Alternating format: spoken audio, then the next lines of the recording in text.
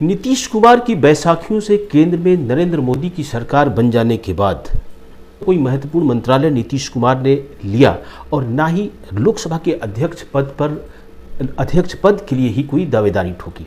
इस बात के चर्चे बिहार के गली मोहल्ले और नुक्कड़ों पे जोरदार तरीके से चल रही है कि नीतीश कुमार आखिर ऐसा क्यों कर गए। एक ताकतवर नेता के रूप में उभर करके लोकसभा चुनाव में जब सामने आए तो लग ये रहा था कि नीतीश कुमार अपनी शर्तों पे काम करेंगे और केंद्र में बड़ी हिस्सेदारी लेंगे, लेकिन ऐसा कुछ नहीं होने पे। लेकिन आज की जो खबर है भारतीय जनता पार्टी में हड़कंप मचाने वाली खबर है। और खबर यह है कि नीतीश कुमार ने भारतीय जनता पार्टी के प्रदेश अध्यक्ष सम्राट चौधरी को आनन फानन में फ़ोन किया और उन्हें मुख्यमंत्री आवास आने को कहा। नीतीश का फोन आते ही जिस हालत में भी थे सम्राट चौधरी, वहां से दौड़े भागे सम्राट चौधरी नीतीश कुमार के दरवाजे पे पहुंचते हैं। और तुरंत तो ये कि जब सम्राट चौधरी को फोन जाता है उस वक्त भारतीय जनता पार्टी की एक महत्वपूर्ण बैठक हो रही थी। इस बैठक में बिहार के प्रभारी विनोद तावड़े मौजूद थे और इस बात की चर्चा चल रही थी कि 2025 के विधानसभा चुनाव में भारतीय जनता पार्टी किस तरह से और किस रणनीति के साथ जाएगी। साथ ही साथ इस बात पे चर्चा चल रही थी अभी जो लोकसभा चुनाव में भारतीय जनता पार्टी की दुर्गति हुई है, जिस तरह से 5 सीटें भारतीय जनता पार्टी को कम मिली है और पूरे एनडीए को 10 सीटें कम मिली हैं। ऐसी स्थिति में इस महत्वपूर्ण बिंदु पे चर्चा के दौरान जब फोन आता है मुख्यमंत्री नीतीश कुमार का, तो मीटिंग को अधूरा ही छोड़ करके सम्राट चौधरी भागते हुए बड़ी तेजी से मुख्यमंत्री आवास चले जाते हैं। हक की बात इरशादुल्लाह के साथ में आज हम इस पे चर्चा करेंगे और ये बताने की कोशिश करेंगे कि नीतीश कुमार जिस तरह से जनता का दबाव झेल रहे हैं, जनता ये उम्मीद कर रही थी कि नीतीश कुमार कोई अपनी पार्टी के लिए महत्वपूर्ण मंत्रालय लेंगे, लेकिन उसके बाद न सिर्फ उनको मंत्रालय तो मिला ही नहीं, लोकसभा के अध्यक्ष पद का भी डिमांड उन्होंने नहीं किया, लेकिन अब ऊपर से भारतीय जनता पार्टी के नेता इशारों में नीतीश कुमार को अपमानित तक करने लगे हैं। आज जिस तरह से अश्विनी चौबे जो पूर्व केंद्रीय मंत्री हैं, इस बार उन्हें टिकट नहीं मिला, वो चुनाव नहीं लड़ पाए, लेकिन उन्होंने एक जो बयान दिया है वो बयान इतना अपमानजनक है नीतीश कुमार के लिए।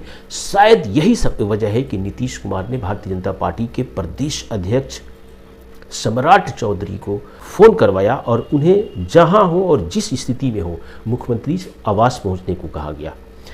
सम्राट चौधरी वहां पहुंचे, क्या हुआ, क्या क्या बातें हुई, इस बात की भनक तो बाहर नहीं लगी है। लेकिन आइए हम सबसे पहले उन नेताओं, भारतीय जनता पार्टी के उन नेताओं के वक्तव्यों का जिक्र करते हैं जिसकी वजह से ये माना जा रहा है कि नीतीश कुमार भारतीय जनता पार्टी के साथ रह करके अपमानित हो रहे हैं और उनके नेता समय समय पर नीतीश कुमार के खिलाफ आवाज़ उठाने लगे हैं। आज जो घटनाक्रम है वो घटनाक्रम यह है कि अश्विनी चौबे ने बयान दिया कि हम 2025 का चुनाव भारतीय जनता पार्टी चुनाव लड़े और भारतीय जनता पार्टी के नेतृत्व में चुनाव लड़ा जाए, यानी कि नीतीश कुमार को 2025 में मुख्यमंत्री की दावेदारी मुख्यमंत्री के उम्मीदवार के तौर पे पेश नहीं किया जाए। अश्विनी चौबे केंद्रीय मंत्री रह चुके हैं, भारतीय जनता पार्टी के वरिष्ठतम नेताओं में से हैं। उनका जब यह बयान आता है तो स्वाभाविक था कि नीतीश कुमार को ये बयान काफ़ी नागवार लगा होगा। राजनीतिक विश्लेषक बताते हैं कि यही कारण है कि नीतीश कुमार को अश्विनी चौबे का यह बयान अपमानजनक लगा होगा। सिर्फ इतनी सी बात नहीं, इसके पहले भी जब एनडीए की पहली बैठक हुई थी जिसमें नरेंद्र मोदी को प्रधानमंत्री का उम्मीदवार चुना गया था, उस वक्त जब सम्राट चौधरी दिल्ली की उस बैठक से यहाँ आए थे तो उन्होंने एक बहुत ही महत्वपूर्ण बयान दिया था जिसमें उन्होंने कहा था कि 2025 का चुनाव हम नीतीश कुमार जी के नेतृत्व में ही लड़ेंगे। इससे स्पष्ट हो गया था कि भारतीय जनता पार्टी 2025 के लिए नीतीश कुमार को अपना नेता स्वीकार करती है।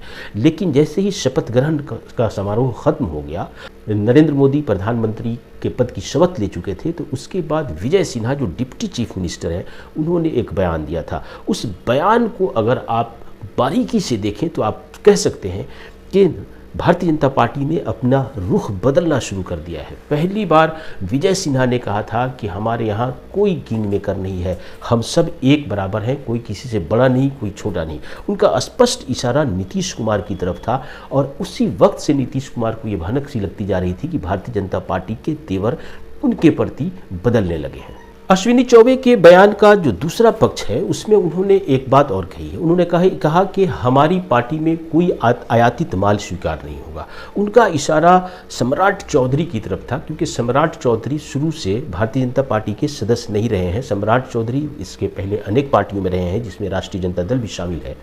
वहाँ से ये आए हुए हैं और इन्हें न सिर्फ उप मुख्यमंत्री बनाया गया बल्कि बिहार प्रदेश का अध्यक्ष भी बनाया गया।